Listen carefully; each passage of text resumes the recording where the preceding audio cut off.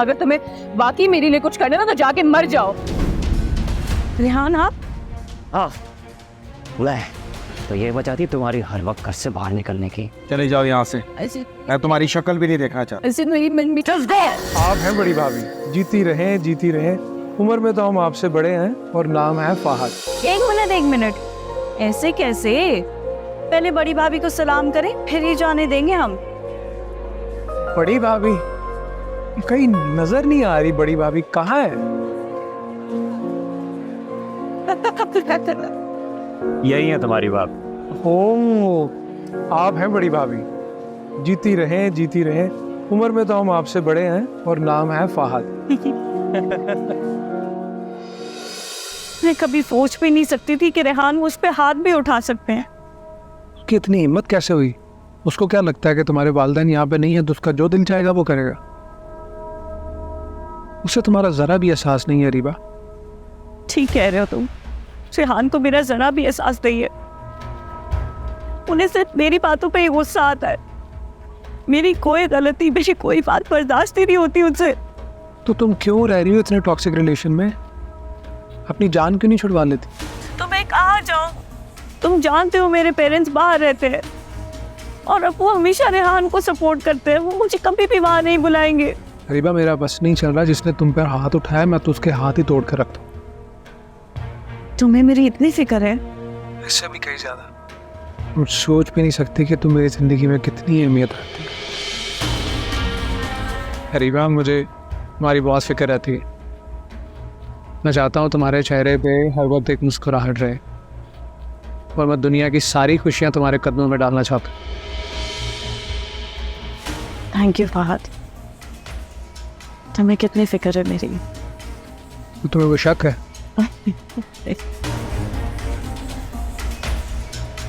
मुझे तो उस दिन का इंतजार है जिस दिन तुम रेहान से तलाक लेकर मेरे पास आओगे।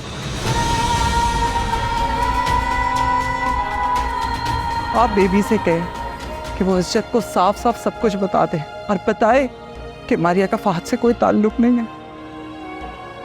मेरा यकीन जाने आज तक जब से तलाक हुई है मारिया की, उसने फहद से कोई ताल्लुक रखना तो दूर, उसके बारे में सोचा भी नहीं। क्या करें,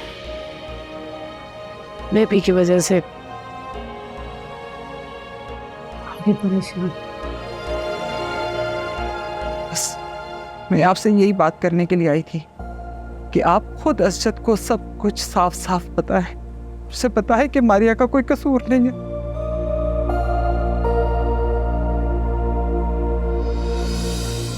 अरे वाह, क्या हुआ? मारिया कहाँ गई? मुझे क्या पता? क्या मतलब बेटा, बता कर नहीं गई? खाला में बता कर गई होती तो बता देती ना मैं आपको। मुझे क्या पता कहाँ गई है, किससे मिलने गई है। इसको भी इस हालत में भी सुकून नहीं है कि आराम से घर पे बैठ जाए। सबकी जिंदगी मुश्किल में डाल रखी है।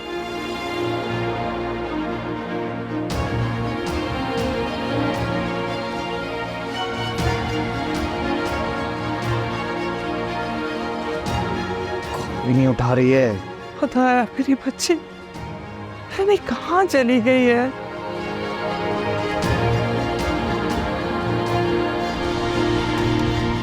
मीज़ आप क्यों ऐसे कर रहे हैं?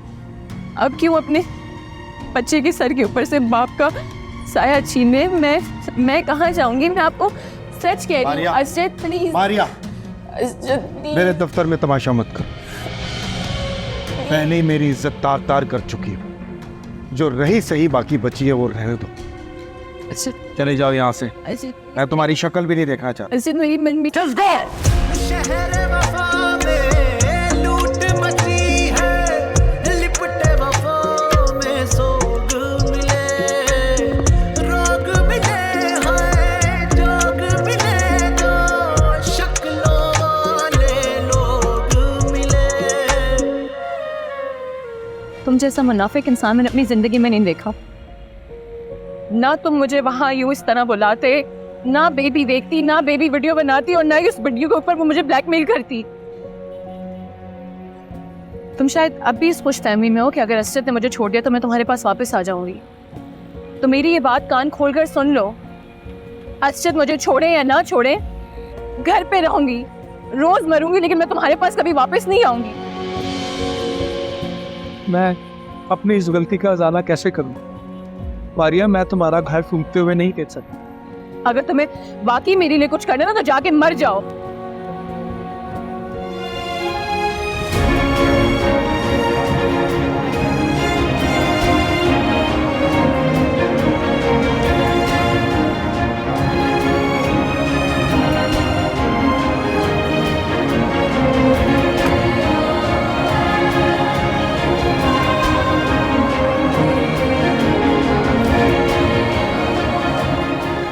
अम्मी, अल्लाह की कसम, मैं फाहद से सिर्फ और सिर्फ एक बार मिलने गई थी, और वो भी सिर्फ इसीलिए कि वो मेरा और मेरे शौहर का पीछा छोड़ दे और हमारी जिंदगियों से दूर चला जाए।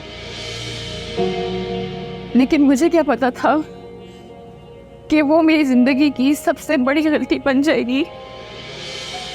आप जानती हैं, बेबी ने मेरी फाहद के साथ वो वीडियो रिकॉर्ड किया और उसी के ऊपर वो मुझे ब्लैकमेल करती रही सारा टाइम, और अब उसने वो वीडियो असरत को भेज दी है।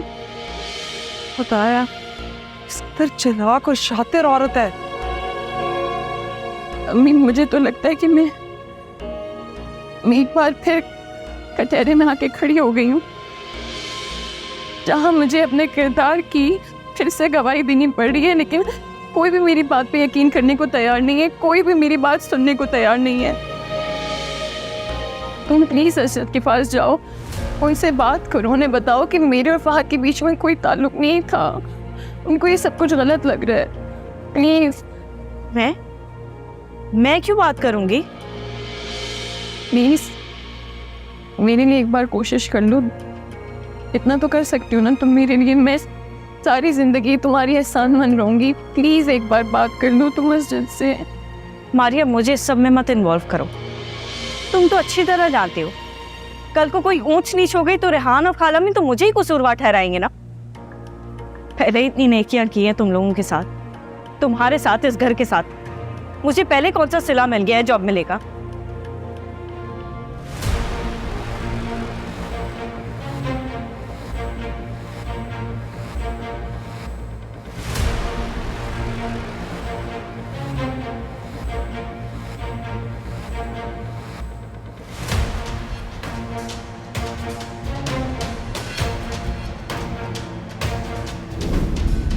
रेहान, आप?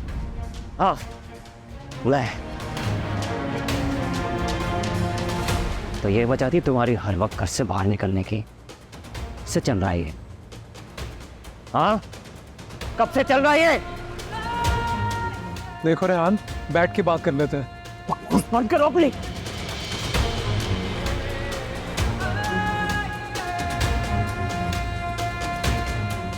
तुम्हें जान से मार दूंगा। रेहान! तुम्हारी ये मजाल कि तुम मेरी बीवी के साथ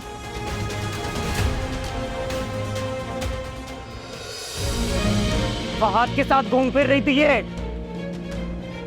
हाँ, तो कौन सा गुनाह कर लिया मैंने? कजन है मेरा, आप लोगों ने सारे खानदान से कता ताल्लुक कर लिया, तो मैं भी कट ऑफ कर दूं सबसे? झूठ मत बोलो मुझसे, मैंने अपनी आंखों से देखा है तुम दोनों। तुम जिस तरह घूम फिर रहे थे ना, पागल नहीं हूं मैं, तेरे जान ले लूं मैं तुम्हारी। अरीबा, फहद ने जो कुछ मारिया के साथ किया और अब तक कर रहा है, उसके बाद तुम उससे मिलना गवारा भी कैसे कर सकती हो? मैं आप लोगों की सरखरीद गुलाम नहीं हूँ कि जिससे आप लोग चाहे मैं उसी से मिलूं। मेरी अपनी भी कोई जिंदगी है।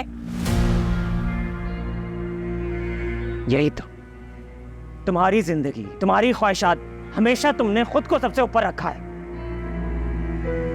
लेकिन आज जो तुमने वफा का दामन हाथ से छोड़ा है ना, धोखा दिया तुमने मुझे। धोखा तो मेरे साथ हुआ है। क्यों अरीबा? तुम्हें हमने इतना प्यार दिया और उसका ये सिला दे रही हो तुम हमें? कौन सा प्यार वाला? बस अब इन बातों का कोई फायदा नहीं। खाला को फोन मिलाएं, उन्हें बताएं कि मैं अब इस औरत के साथ एक पल भी नहीं रह सकता। खत्म करेंगे सब कुछ। बिल्कुल ठीक कह रहे हैं। किस चीज का इंतजार है? खत्म करें, मुझे भी नहीं रहना आपके साथ। यही करना चाहती थी ना तुम? देख रहा हूं तुम्हारे ड्रामे इतने दिन से। कमरा अलहदा कर लेना, नूर पर हाथ उठाना, घर के किसी काम में दिलचस्पी ना लेना। तुम तो ऑलरेडी अलहदा हो चुकी हो। अरे बस नग्गो ने तो नहीं तुम्हारी इस तरह की तरबियत की। तुम किस पे चली गई हो? तुम तो एक अच्छे खानदान की लड़की थी, ये सब क्या कर रही हो? अब जानना चाहती हैं कि मैं ये क्यों कर रही हूं?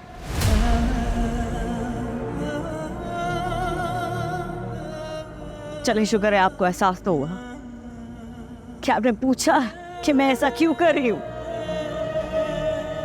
मैं ऐसा इसलिए कर रही हूं क्योंकि आज तक मैं अपने शौहर से तवज्जो के लिए तरसती रही हूं। जो मुकाम एक बीवी को अपने शौहर से मिलता है वो मुझे कभी रेहान से मिला ही नहीं, क्योंकि हमेशा कभी नूर कभी आप हमारे दरमियान में आती रही।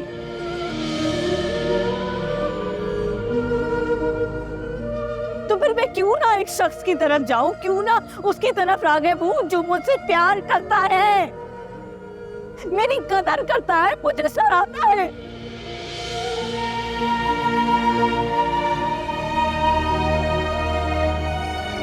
शर्म आनी चाहिए तुम्हें। अपनी बेवफाई को जस्टिफाई कर रही हो। तुम जानती हो तुम्हें और फहद को एक साथ देखकर मेरा दिल खून के आंसू रोता था। बस मेरे एक यही हल था मेरे पास अपनी तकलीफ दूर करने का, कि जो मेरा नहीं हो सका वो तुम्हारा भी ना हो।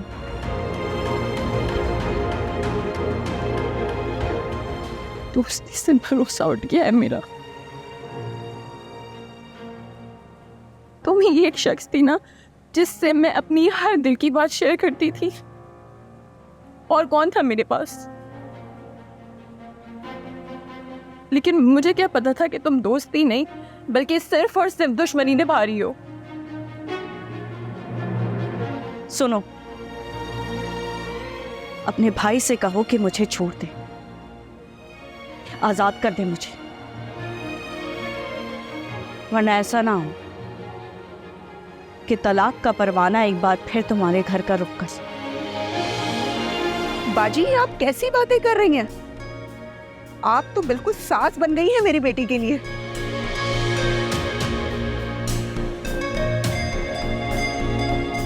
उसकी जिंदगी भर की कुर्बानी, उसका ये सिला दे रही हैं आप कि उस पर इल्जाम लगा रही हैं?